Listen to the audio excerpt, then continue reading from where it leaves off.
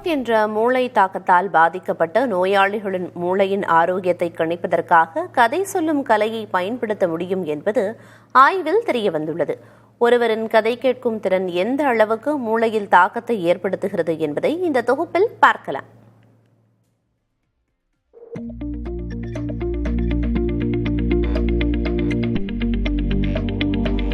உறங்கச் செல்லும் முன்பு நமது முன்னோர்கள் சொல்லும் கதைகளை கேட்டபடியே உறங்குவது என்பது முன்பொரு காலத்தில் நடைமுறையாக இருந்தது.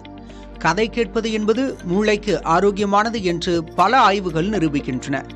தற்போதைய காலகட்டத்தில் இரவில் உறங்கும் முன்பே கைபேசி போன்ற ஊடகங்களின் வெண்திரைகளை பார்ப்பது இரவில் ஆழ்ந்த உறக்கத்திற்கு பிரச்சனையை ஏற்படுத்துகின்றன. மூளை தாக்கால் பாதிக்கப்படும் நோயாளியின் மூளையில் மொழியை கட்டுப்படுத்தும் செயல்பாடு விழிப்புடன் இருப்பதை கதை கேட்கும் திறனை நிரூபிக்கிறது.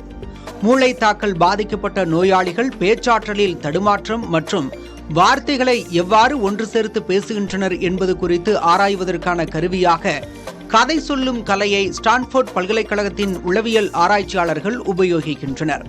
நரம்பியல் அறிவியல் பத்திரிகையில் வெளியான ஆராய்ச்சி முடிவு குறித்து பேசியுள்ள விஞ்ஞானி, மூளைத்தாக்கு பாதிப்புக்கு உள்ளாகும் போது மொழிக்கான பொறுப்பை கொண்டுள்ள மூளையின் அஃபாசியா பகுதி பாதிக்கப்பட்டு பேச்சு, புரிதல் திறன் போன்ற குறைபாடுக்கு உள்ளானவர்களை இசிஜி கேப் உதவியுடன் கதைகளை கேட்க வைத்து அவர்களின் மூளையின் செயல்பாடுகள் ஆய்வு செய்யப்பட்டதாக கூறினார்.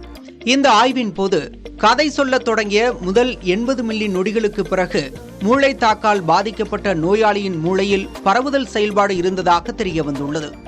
பாதிக்கப்பட்ட நோயாளியின் மூளையானது நீண்ட காலத்திற்கு போதுமான அளவு சுறுசுறுப்பாக இயங்காவிட்டாலும் வார்த்தைகளை அறிவதற்கான செயல்பாடுகளில் பிரச்சனையை எதிர்கொள்ளவில்லை என்பது தெரியவந்துள்ளது.